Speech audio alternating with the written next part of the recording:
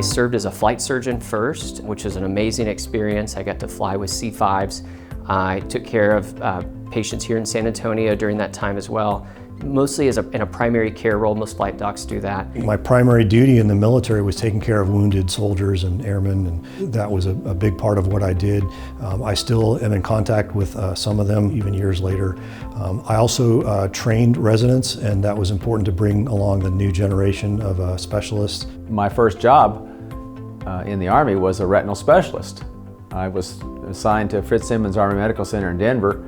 I remember when I arrived, they said, "Oh, Dr. Mine, welcome. We've had a patient with a detached retina waiting on the ward here for a couple of days for your arrival." So I was instantly put to work.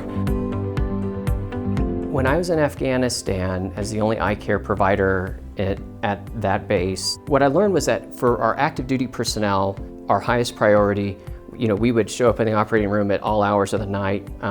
Always had a pager on you, took care of them, and they would oftentimes be life flighted back to Germany. There was never enough time to do everything you needed. There was often a lot of pressure. If it was a trauma patient, it was very urgent. And so I think you need to have those experiences early on in your career. And I think also just a sense of compassion. All the military people dealt with in the past have gone through many things, many difficult things. And so I think the ability to empathize with people and be compassionate in your care is another thing that I brought over.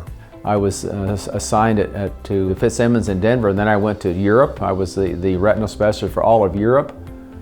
I remember having a patient flown in from Italy to Germany to see me. We have patients in the Army just like any other place. I mean, patients, they have active duty patients that have eye problems, their dependents, their children, their wives.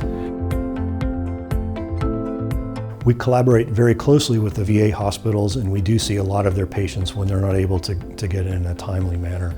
So again, I think that's a sense of service, of giving back to the community and giving back to the VA. So we're very active in that. I could have gotten out of the service at 17 years of active duty. That was the time where my obligation was completed.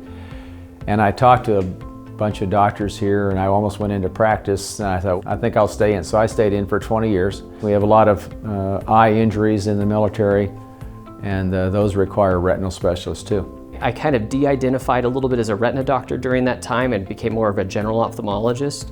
It was a growing experience, very challenging, but also in many ways, I wouldn't trade it for the world. My favorite part of my day is finding another a military patient in clinic even today and listening to their stories and sharing a sense of camaraderie about that. I enjoy our military patients, and I think I have respect. I've seen what they do, I've seen what they've done, so it's good to see them.